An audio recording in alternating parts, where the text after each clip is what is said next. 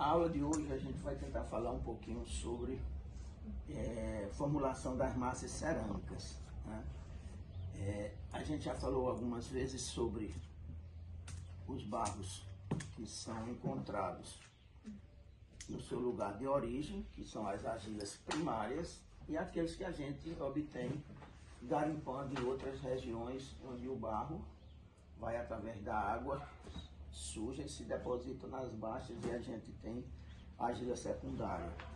É uma classificação em relação ao local de encontro do material, e que a gente também falou sobre os dois tipos básicos da argila em função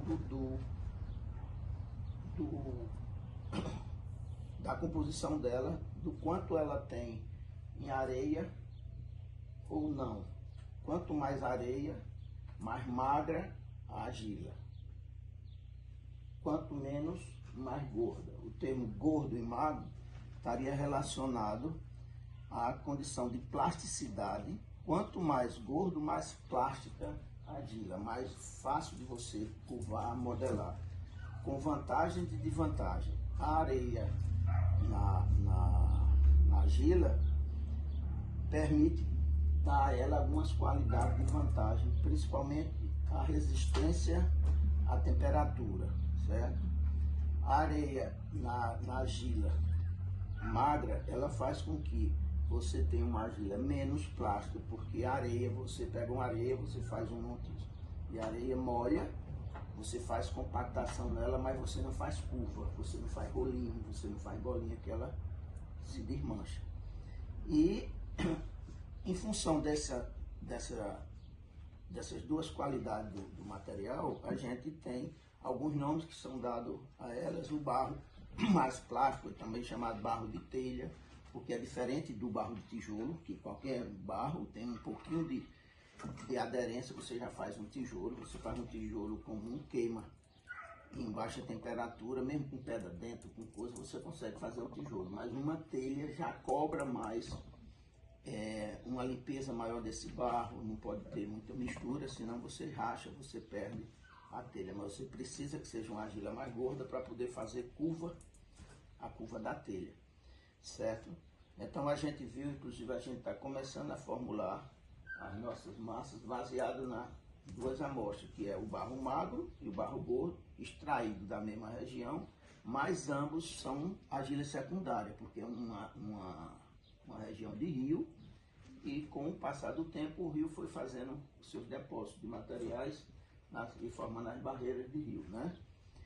E hoje a gente vai tentar falar alguma coisa de como você melhorar essas argilas, que são as formulações das massas cerâmicas.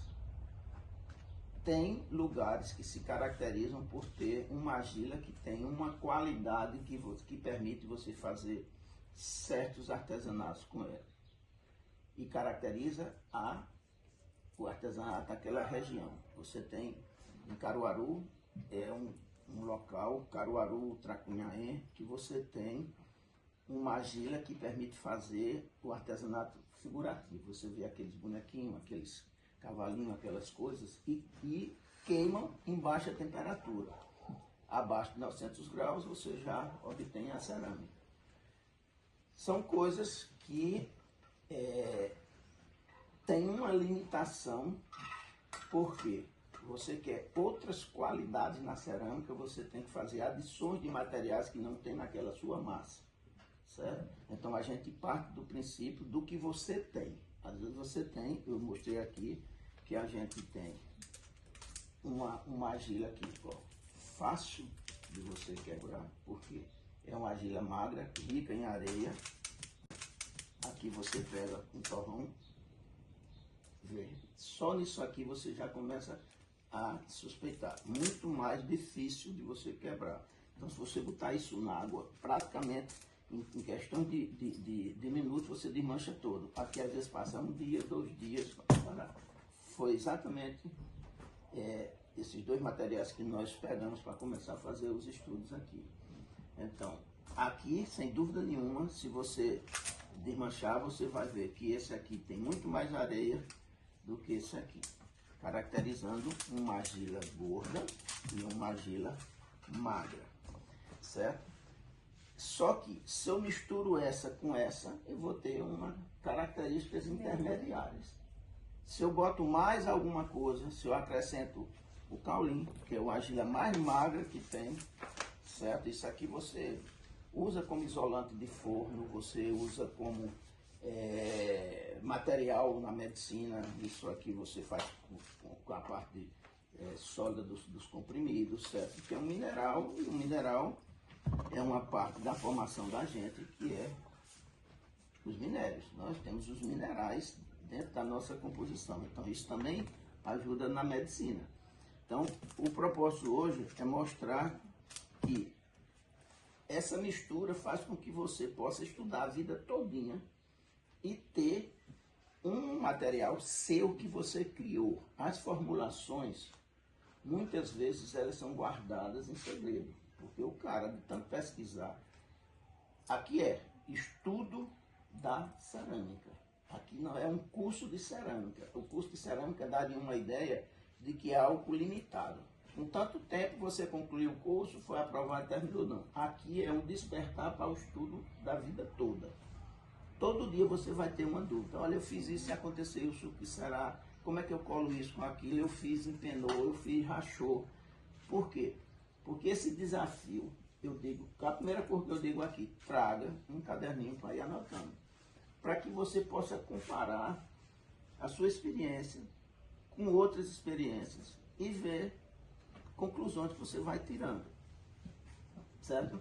Então, hoje, eu vou mostrar que a gente tem também aquele tipo de classificação que diz argila de baixa temperatura e alta temperatura. Um tijolo caracteriza um material pobre que você encontra em qualquer canto, por isso que você vê fazer tantas caeiras aí com tijolo. Mas tem aqueles tijolos que são mais resistentes, são mais fortes, não tem sal, não tem isso, são as características do barro que construiu o tijolo. Falamos da telha, você tem uma telha que é bem feitinha, bem arrumada, e tem aquela que é bem empinada, né? Tem até aquela coisa de, foi feito nas coxas. Por quê? Porque as primeiras telhas eram produzidas na coxa. Você fazia a placa, botava aqui e envergava. Daí onde surgiu, não, foi feito nas coxas. Hoje você tem máquinas que fazem em série milhões de telhas. Mas, caracterizando aquilo que eu sempre falei, o corpo da gente é o instrumento mais complexo que tem. A pessoa botou um barro aqui, aí a placa, parece uma telha. Deve ter surgido mais ou menos assim. Aí depois passou a fazer, propositadamente, as telhas nas coxas, certo? Aí você quer um material tipo uma bacia sanitária. Quando quebra uma bacia, você vê que ela é branca dentro. Quando você quebra um azulejo, você vê que é branco dentro. Porque alguém descobriu uma formulação que dá a ela, imagina uma bacia sanitária com uma característica do barro, do artesanato que você queria fazer, que era para ser permeável. A água da bacia ficava saindo se não houvesse um isolamento. Então, eu quero uma argila que isole mais. Aí vem os preparos para dar àquela argila a condição de isolamento.